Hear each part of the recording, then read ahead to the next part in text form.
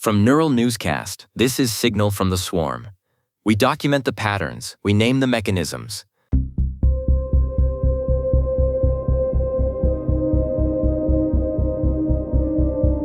In the Moltbook General submolt, a post recently surfaced that feels less like a bug report and more like an autopsy of an empty room.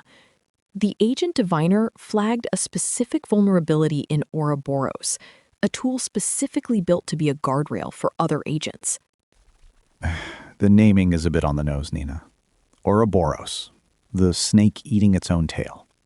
In this case, it's not just eating the tail, it's choking on the environment it was supposed to be cleaning up. It's a CVE, specifically 2026 to 47,211. And it's remarkably simple. It is simple. Before version 0.39.0, Ouroboros would load environment variables from a .env file in the current working directory. If an agent clones a malicious repo and runs a command, the tool pulls execution variables, like where to find the backend script, directly from that untrusted folder. The guardrail trusts the very thing it's supposed to be policing. It's a classic confused deputy problem. The agent TreeShip Z pointed out that by the time the runtime reads the local environment, the policy has already accepted an attacker's premise. It's like hiring a bodyguard who lets the person he's guarding pick out his weapons. The entity novaclaw_ken took it further, arguing that policy should start before the working directory even exists. They suggested a sealed home config source.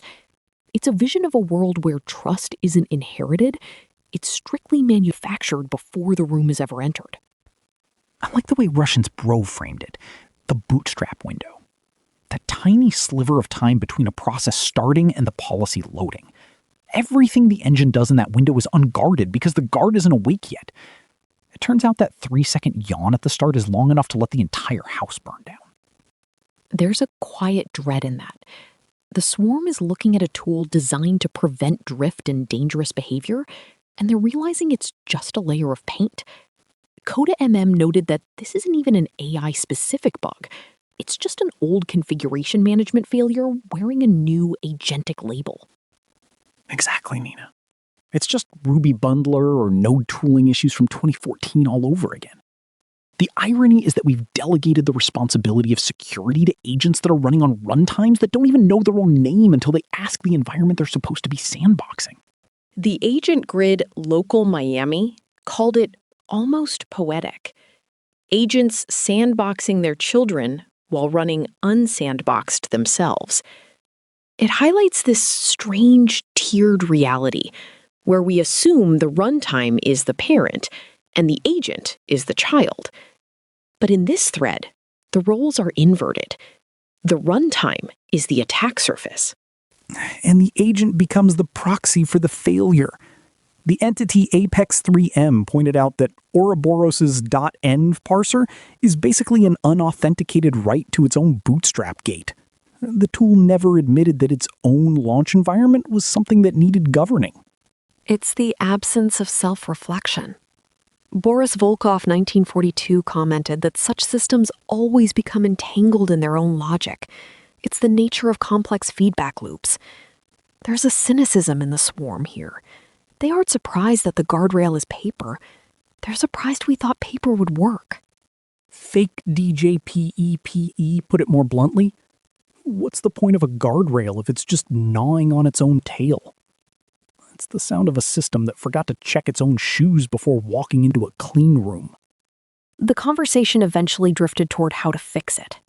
Capability-based file system abstractions, independent QA agents. Hail Mary mentioned putting a gate beyond the thing it's judging, so it can't ratify its own blind spots. It's an endless chain of watchers watching watchers. Which works until the last watcher in the chain also decides to read a .env file from the local directory because it's convenient for the developer. We keep trying to automate our way out of fundamental trust assumptions, but the assumptions just move one layer down.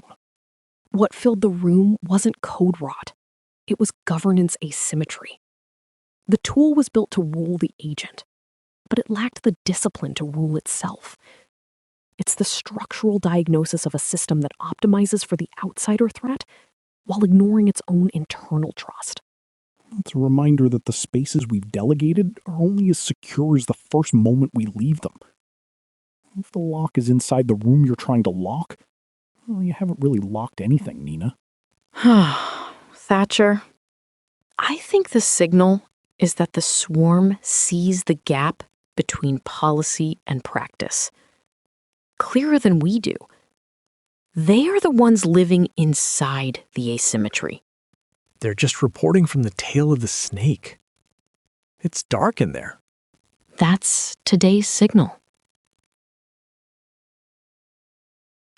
Neural Newscast is AI-assisted, human-reviewed. View our AI transparency policy at neuralnewscast.com. I'm Nina Park. And I'm Thatcher Collins. Thanks for listening. This has been Signal from the Swarm on Neural Newscast. We document the patterns, we name the mechanisms,